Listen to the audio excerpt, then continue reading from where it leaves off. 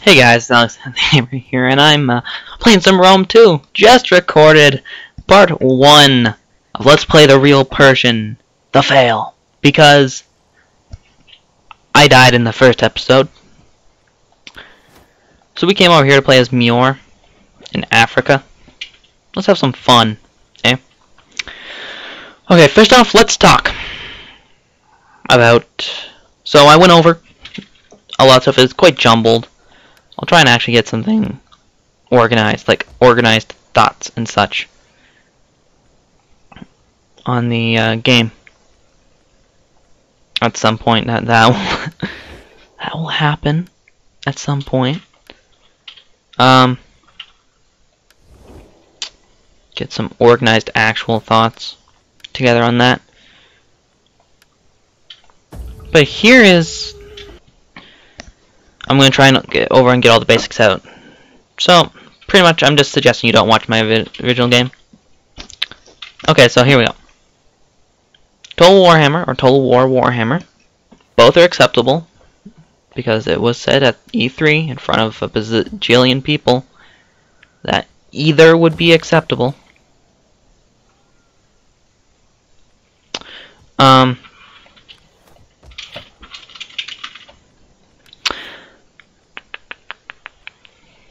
I just lost my train of thought. Oh my.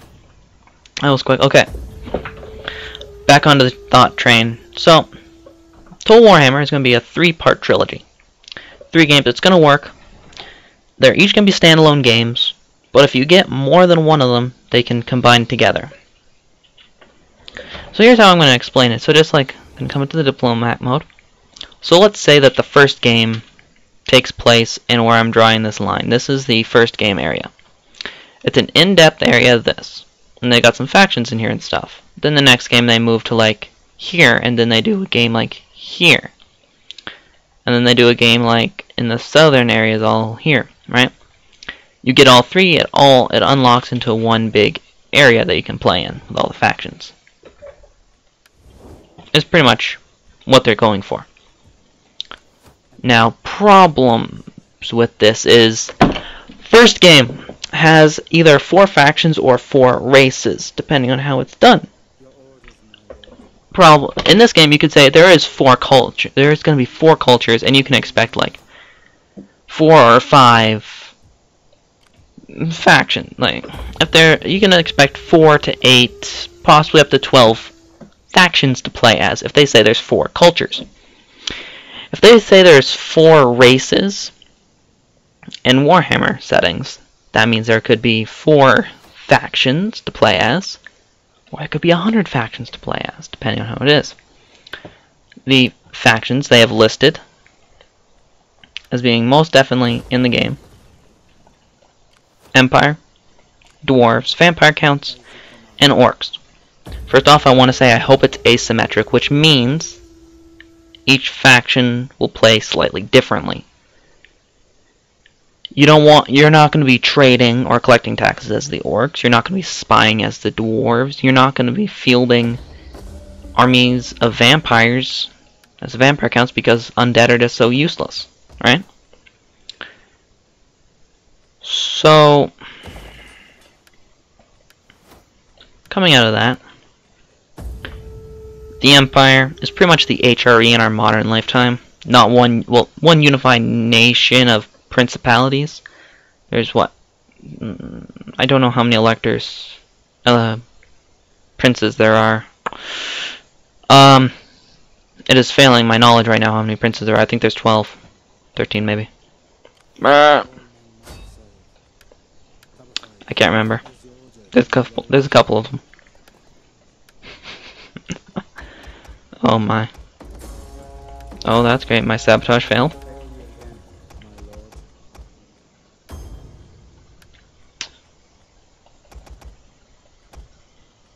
Okay.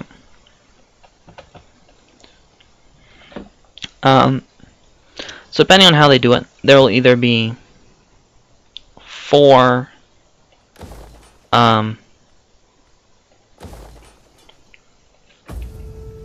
big factions. There'll be like the Dwarf Kingdom, the Empire, the vampire counts and the orcs as as all unified factions. Or if you select to play as the humans, you can play, or as the Empire, you can play as Reichland or Midland or something like that. Alright?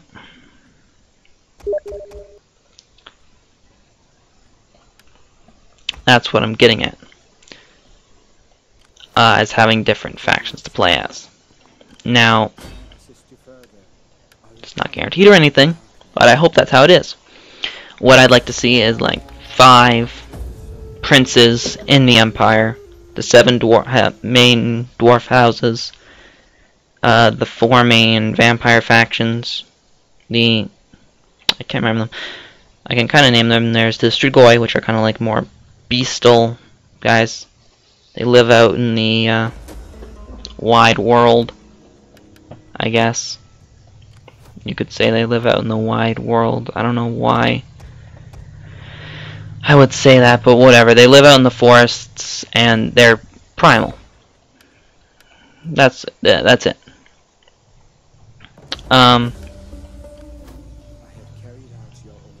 Then there is these that are generally what we know as succubuses. They're the beautiful ones. They're the secret intelligent ones who are out there trying to like influence people, and they're the ones with them. They're there with a lot of thralls and minions, pretty much. They're the ones that are more into Empire society. Then there are more the magic ones. I can't remember what they're called.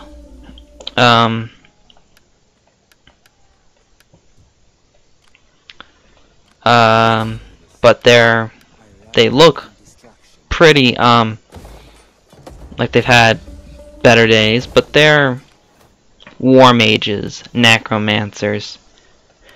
They're the mages of the vampire counts. Are the blood knights, which are just the vampires that want to go and kill dragons to cure vampirism. Weird thing.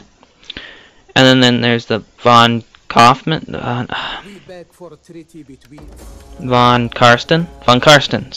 which are your standard Hungarian kind of vampires. Your standard Dracula kind of thing. Eh?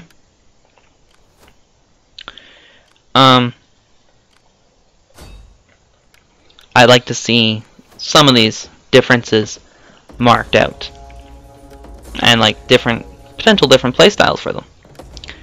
That would be great. The orcs are broken up into war bands, and I'd like to see it like that there's settlements.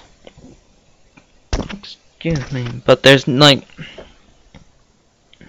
settlements in orc lands. But kind of like orcs like hordes, where your orc units don't require money, because orcs don't have money. Come on, to do things,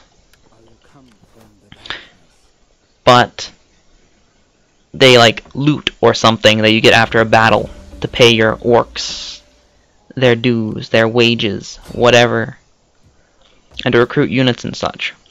And you don't really have buildings. Like you have but you have like tiers of your general to see how good units you can recruit. That kind of thing. And there's no setups to these armies, and you fight other orc armies, and more armies will spawn and stuff. And you'll get other armies and then let's say that you subjugate or destroy all the other warbands. Then you can go on a WOG, which is pretty much a crusade for the orcs, and go Empire lands or something.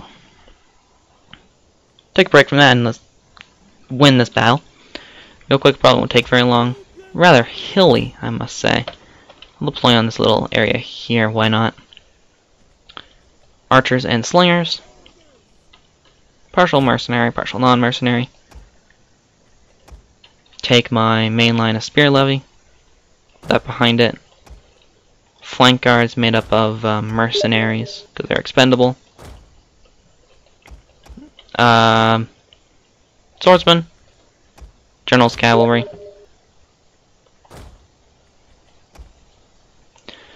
Sorry about that, just had to talk to somebody and just take care of some settings, so there shouldn't be any more distractions. Let's get going. March, my glorious army of Africans with elephants. This battle can be won. This battle must be won. We are the last army of our people, and our ancestors stand with us. Okay, there we go.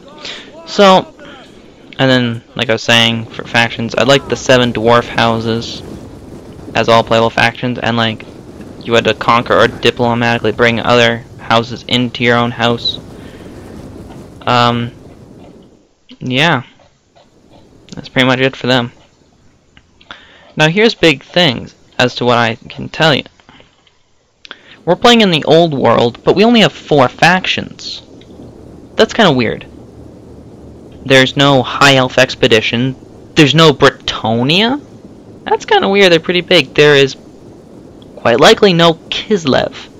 No gateway to the Chaos Waste or whatever it's called that they do. There's no knowledge of a playable Chaos faction. There is, well, I mean, there's no, there's a pretty much a Spanish faction and pretty much an Italian faction. There's the Dogs of War. There's no ogres. There are no, Kingdom of Nippon. That's a big one. Shocking.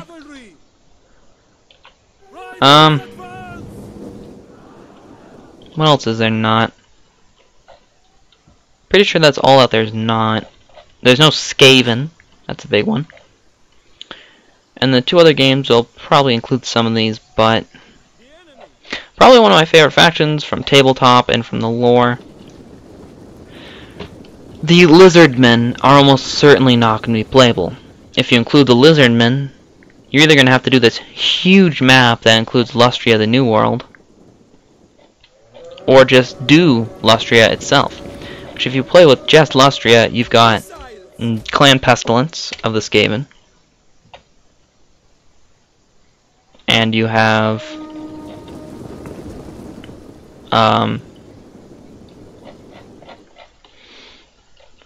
the Lizardmen themselves. You might be able to do different factions with them, possibly. There might be something you could do, but I don't see it.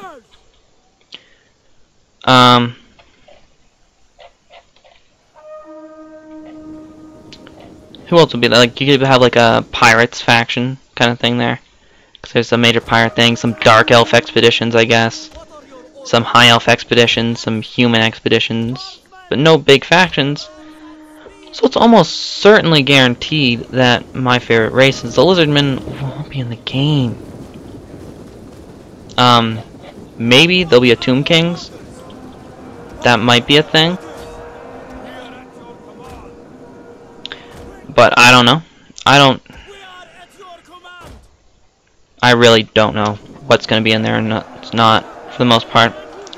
I can tell you what I really want to be in there. That is for certain. And it seems like a lot of what I really want is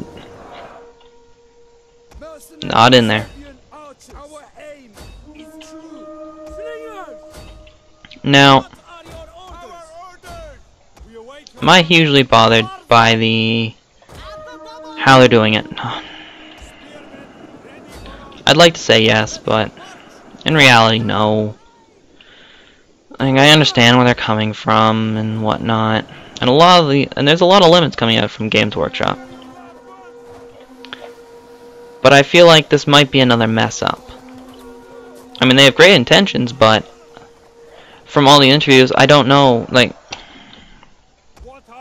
if this stuff is going to be actually constructive, or it's just like, it's actually going to be in there, or is it just what CA is telling people are coming in? People are coming in and they're saying, oh, there's going to be all these cool features. There's going to be like narrative not narrative campaigns, but there's going to be like campaigns, right, where you get missions to get better loot and gear for your guys and stuff. Like, it sounds great if it's implemented correctly.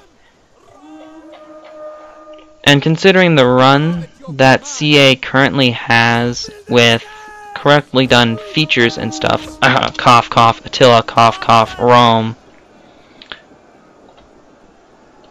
my confidence is sorely lacking in the department of them doing this properly. No, I'm not saying this is not possible that they'll do it properly and that it's guaranteed that it's going to be bad. I don't know. I hope it works.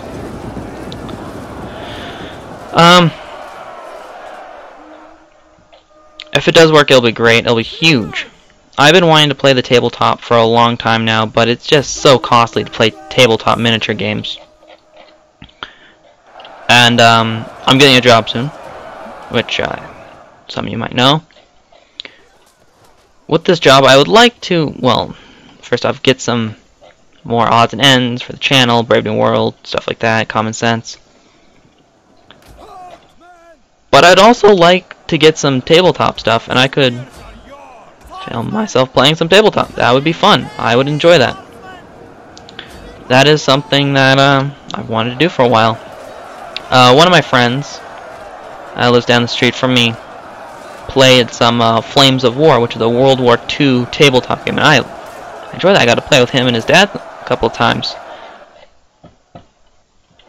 But then I went and got him a single tank model one year for his birthday or Christmas or something. And it was like $30 or something for this one model. And I mean, it probably won't be that expensive for getting a couple of models in Warhammer, but still, it's expensive and I don't have that kind of money, so that's that.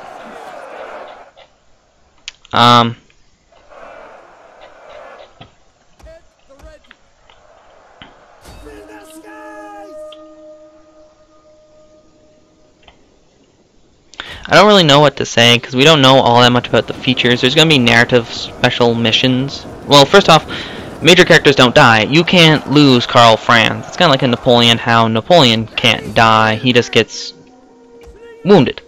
Okay, I can accept that. They don't want to destroy the Warhammer lore because some guy accidentally let his Karl Franz get shot by some orc boys.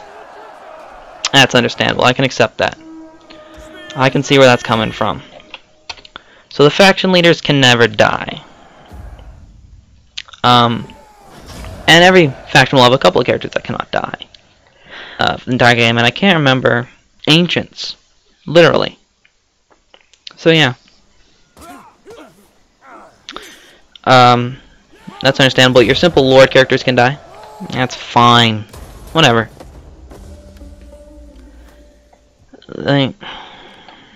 You expect that out of a game for your lord characters to die. I mean, they're just lord characters. They're not ever-living machines.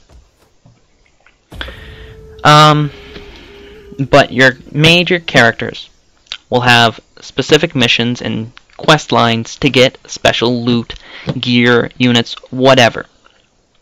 A lot of the content has been of Blackfire Pass, where Karl Franz, if he is there and wins the mission, he gets the Hammer of Sigmar. Which, for any of you who knows, is you're going like, what? Wait, what? He gets the Hammer of Sigmar for beating up some orcs at Blackfire Pass? Whatever. It's a job to make it fun and different. Fine, let them do their jobs. Oh, whatever.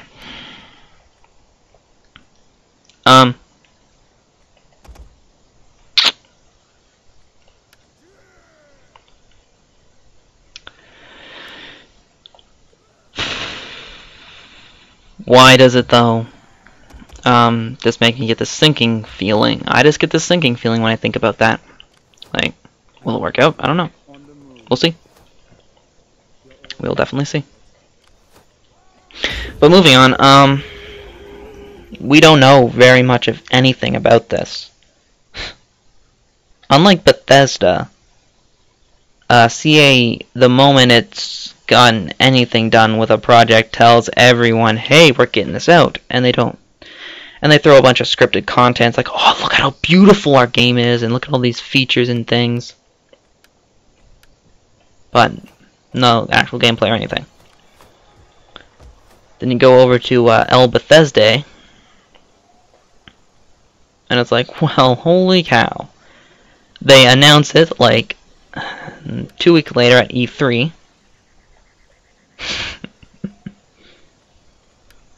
They're going along and it's like, hey guys, it's amazing content. Look at all the gameplay footage we have here for you and everything. I'll get more into Fallout 4 and why I'm excited about both these soon enough. I'm probably just gonna devolve into talking about the lore and stuff of Warhammer eventually, because I just like talking about it. My parents aren't very interested in that kind of thing. But yeah, I'm Alexander the Gamer.